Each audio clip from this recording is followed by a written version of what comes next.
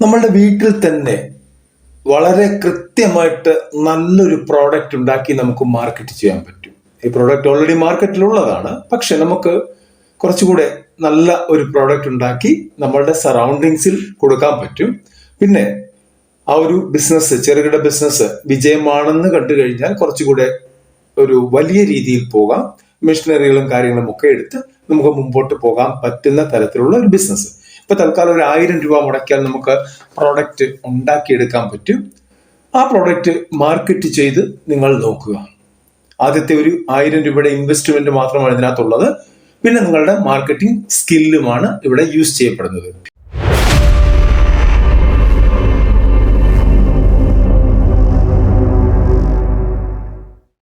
ഇതുപോലെയുള്ള ചെറുകിട ബിസിനസ്സുകളെ പറ്റിയാണ് നമ്മൾ പറയുന്നത്. ഇന്നിവിടെ ഒരു പ്രൊഡക്ഷൻ ലൈനാണ് പറയുന്നത്. എങ്ങനെയാണ് ഒരു പ്രോഡക്റ്റ് ഉണ്ടാക്കുന്നത്, അതെങ്ങനെയാണ് അതിന്റെ പ്രോസസ്സ്, കാര്യങ്ങളൊക്കെയാണ് പറയുന്നത്. വീഡിയോ ഇഷ്ടപ്പെട്ടാൽ ലൈക്ക് ചെയ്യാൻ മറക്കരുത്. കൂടാതെ കമന്റ് ചെയ്യുക. നിങ്ങളുടെ അഭിപ്രായങ്ങൾ എന്താണെങ്കിലും കമന്റ് ചെയ്യുക, ഷെയർ ചെയ്യുക. ആദ്യമായിട്ട് കാണുന്നവർ സബ്സ്ക്രൈബ് ചെയ്യുക.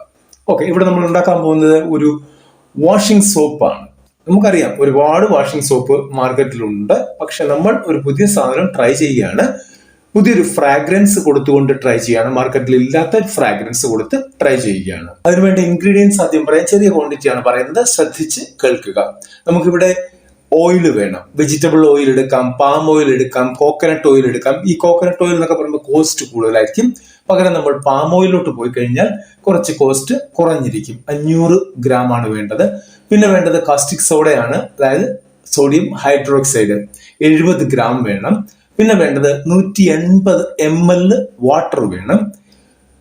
ഇനി നമുക്ക് എസെൻഷ്യൽ ഓയിൽ ഓപ്ഷണൽ ആണ്. ഞാൻ നേരത്തെ പറഞ്ഞ പോലെ ഫ്രാഗ്രൻസ് കൊടുക്കണമെങ്കിൽ 10 ml, അത് ഏത് ഫ്രാഗ്രൻസ് വേണമെങ്കിൽ നിങ്ങൾക്ക് കൊടുക്കാം. മാർക്കറ്റിൽ ഇല്ലാത്ത ഒരു ഫ്രാഗ്രൻസ് എടുക്കുന്നതായിരിക്കും നല്ലത്. പിന്നെ നാച്ചുറൽ കളറുകൾ വരുന്നുണ്ട്, അതും ഓപ്ഷണൽ ആണ്. ഇല്ലെങ്കിൽ സാധാരണ നമ്മളുടെ 501 ബാർ ഇല്ലെങ്കിൽ 555 ബാർ പോലെയൊക്കെ ഇരിക്കും ഈ സോപ്പ്. അപ്പോൾ കളർ വേണമെങ്കിൽ നമുക്ക് കൊടുക്കാം. അത് വളരെ ചെറിയ എമൗണ്ട് മതിയായിരിക്കും. പിന്നെ വേണ്ടത് ഉപ്പാണ്, 10 ഗ്രാം. അതായത് ഈ സോപ്പിനെ ഒന്ന് ഹാർഡൻ ചെയ്യാൻ വേണ്ടിയാണ് ഈ ഉപ്പ് ഉപയോഗിക്കുന്നത്. പിന്നെ വേണ്ടത് ലെമൺ ഇല്ലെങ്കിൽ വിനാഗിരി, അതും ചെറിയ ക്വാണ്ടിറ്റി മതി. ഇത്രയും സാധനം ഉണ്ടെങ്കിൽ നമുക്ക് നമ്മളുടെ വാഷിംഗ് സോപ്പ് ഉണ്ടാക്കാൻ പറ്റും. പിന്നെ സിലിക്കോൺ മോൾഡ് വേണം. ഇത് നമ്മൾ ഒഴിച്ച് കട്ടി പിടിപ്പിക്കണമെങ്കിൽ അതിന് മോൾഡുകൾ വരുന്നുണ്ട്. സിലിക്കൺ മോൾഡ് കിട്ടും, വുഡൻ മോൾഡ് കിട്ടും. അതൊക്കെ ഓൺലൈനിൽ തിരഞ്ഞു കഴിഞ്ഞാൽ കിട്ടുന്ന കാര്യങ്ങളേ ഉള്ളൂ. ഇല്ലെങ്കിൽ നിങ്ങളുടെ കെമിക്കൽ ഷോപ്പിൽ ചോദിച്ചു കഴിഞ്ഞാൽ അവർ തന്നെ അറേഞ്ച് ചെയ്ത് തരും. ഇവിടെ നമുക്ക് പ്രോസസ്സാണ് ഇനി നോക്കേണ്ടത്. നമ്മൾ ആദ്യം തന്നെ ഒരു ഗ്ലൗസ് കയ്യിൽ ധരിച്ചിരിക്കണം. പറ്റുമെങ്കിൽ ഒരു കണ്ണട, അതായത് ഗോഗിൾസ് ആണ്, നമ്മളുടെ പവർഫുൾ കണ്ണടയല്ല, ഗോഗിൾസ് ധരിക്കുകയാണെങ്കിൽ കുറച്ചുകൂടെ നന്നായിരിക്കും. കാരണം ഈ കാസ്റ്റിക് സോഡയൊക്കെ എടുക്കുമ്പോൾ ഇച്ചിങ് ആയിട്ടുള്ള ചില സെൻസേഷൻസ് അല്ലെങ്കിൽ എന്താ പറയുക ഫീലിങ്സ് ഉണ്ടാകാറുണ്ട്. അതുകൊണ്ടാണ് അങ്ങനെ പറയുന്നത്. ആദ്യം ചെയ്യേണ്ടത് നമ്മളുടെ വെള്ളത്തിലേക്ക് കാസ്റ്റിക് സോഡ ഇട്ട് അലിയിപ്പിക്കുകയാണ് വേണ്ടത്. അപ്പോൾ ശ്രദ്ധിക്കുക, കാസ്റ്റിക് സോഡയിലേക്ക് വെള്ളമാണ് ഒഴിക്കേണ്ടത്. തിരിച്ച് വെള്ളത്തിലേക്ക് കാസ്റ്റിക് സോഡ ഇട്ട് കഴിഞ്ഞാൽ അതിന്റെ റിയാക്ഷൻ വളരെ പെട്ടെന്നായിരിക്കും. അതുകൊണ്ട് അത് ശ്രദ്ധിക്കുക. ദെൻ ഇളക്കിക്കൊണ്ടിരിക്കുക. ഒരു സ്റ്റെയിൻലെസ് സ്റ്റീൽ സ്പൂണോ തവിയോ വല്ലതും വെച്ച് അത് ഒന്ന് ഇളക്കിക്കൊണ്ടിരിക്കുക. അത് നന്നായിട്ട് കൂളാകുന്നവരെ ഇളക്കിക്കൊണ്ടിരിക്കുക. പിന്നെ നമ്മളുടെ ഓയിൽ 500 ഗ്രാം നമ്മൾ ഓയിൽ പറഞ്ഞിരുന്നു. ആ ഓയിൽ ചൂടാക്കുക. അതായത് നമ്മളുടെ ഏതെങ്കിലും ഒരു ചട്ടിയിലോ പാത്രത്തിലോ വെച്ച് ചൂടാക്കി എടുക്കുക. ഈ ചൂടായ സാധനം ഏതാണ്ട് 45 ഡിഗ്രി സെൽഷ്യസിലോട്ട് വരുന്ന ഒരു അവസ്ഥയുണ്ട്. ആ ഒരു അവസ്ഥയിൽ ഇത് തമ്മിൽ മിക്സ് ചെയ്യുക. അതായത് ഈ നമ്മളുടെ കാസ്റ്റിക് സോഡ ലായനി നമ്മൾ ചെറുതായിട്ട് ഈ സോപ്പ് ലായനിയിലേക്ക് ചെറുതായിട്ട് ഈ എണ്ണയിലേക്ക് ഒഴിച്ചു കൊടുത്ത് ഇളക്കിക്കൊണ്ടിരിക്കുക. ഇത് ബ്ലെൻഡ് ചെയ്യുന്ന സമയമാണ് ഇനി വരുന്നത്. ഏതാണ്ട് ഒരു 20-30 മിനിറ്റ് നമ്മൾ ഇത് ഇളക്കേണ്ടതായിട്ട് വരും. നന്നായിട്ട് ഇളക്കിക്കൊണ്ടിരിക്കണം. അപ്പോൾ ഈ ഒരു നമ്മളുടെ പ്രോഡക്റ്റ് ഒരു തിക്നെസ് രൂപം പ്രാപിക്കും, കട്ടി പിടിക്കാൻ തുടങ്ങും. അപ്പം ആ ഒരു കൺസിസ്റ്റൻസി, അതായത് കട്ടി പിടിച്ച ഒരു മാവിന്റെ കൺസിസ്റ്റൻസിയിലേക്ക് വരുമ്പോഴത്തേക്കും നമുക്ക് ആ ഇളക്കല് നിർത്താം. ഈ ഒരു അവസ്ഥയ്ക്ക് പറയുന്ന പേര് ട്രേസ് എന്നാണ്. അത് കെമിക്കൽ ഷോപ്പിൽ ചോദിച്ചാൽ അറിയാൻ പറ്റും. ഓക്കെ, ഈ സമയത്താണ് നമുക്ക് നമ്മളുടെ ഫ്രാഗ്രൻസും കളറും ഒക്കെ ചേർക്കുന്ന സമയമാണ്. ചേർത്ത് വീണ്ടും നന്നായിട്ട് ഇളക്കുക.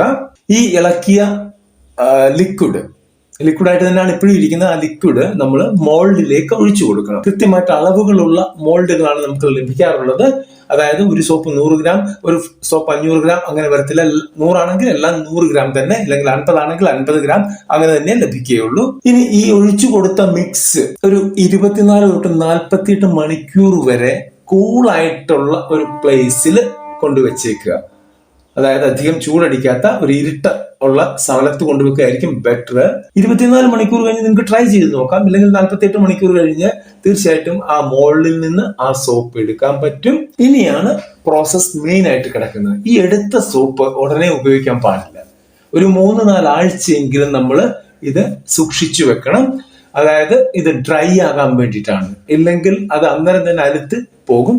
ഡ്രൈ ആകാൻ 3-4 ആഴ്ച വേണ്ടി വരും. അപ്പോൾ നമ്മൾ ആദ്യം ഉണ്ടാക്കുന്ന സോപ്പ് ഇതുപോലെ ഉണ്ടാക്കി ഒരു 3-4 ആഴ്ച സൂക്ഷിച്ചു വെച്ചതിന് ശേഷം അതെടുത്ത് നമ്മൾ തന്നെ അലക്കി നോക്കുക. നമുക്ക് സാറ്റിസ്ഫാക്ഷൻ ലഭിക്കുന്നുണ്ടെങ്കിൽ, കാര്യം കറക്റ്റ് ആണ്, ഇല്ലെങ്കിൽ ഉപയോഗം കൃത്യമാണ് എന്ന് തോന്നുന്നുണ്ടെങ്കിൽ നിങ്ങൾക്ക് ഒരു ചെറുകിട ബിസിനസ് ആയിട്ട് ഇത് ആരംഭിക്കാവുന്നതാണ്. തീർച്ചയായിട്ടും നിങ്ങൾ വിജയിക്കും. വിജയിക്കുന്നത് എവിടാണ് എന്ന് പറയാം. ഇത്തരത്തിലുള്ള ഒരുപാട് സോപ്പുകൾ ഓൾറെഡി മാർക്കറ്റിൽ പലരും ഇറക്കിയിട്ടുണ്ട്. വലിയ വലിയ കമ്പനികളുണ്ട്, ചെറിയ ചെറിയ ആളുകൾ ഇതുപോലെ ഇറക്കിയിട്ടുണ്ട്. പക്ഷെ നമ്മൾ അവിടെ ഒരു ടാക്ട് പ്രയോഗിക്കുകയാണ് ചെയ്യുന്നത്. നമ്മുടെ ഫ്രാഗ്രൻസ് നമുക്ക് അറിയാം. വാഷിംഗ് സോപ്പ് വരുന്ന ഫ്രാഗ്രൻസ് ഏതൊക്കെയാണെന്ന് നമുക്കറിയാം. ഒന്ന് നീല കളറിൽ വരുന്നുണ്ട്, ഒന്ന് സാധാരണ നമ്മളുടെ ക്രീം കളറിൽ വരുന്നുണ്ട്, ഒരു വൈറ്റും വരുന്നുണ്ട്.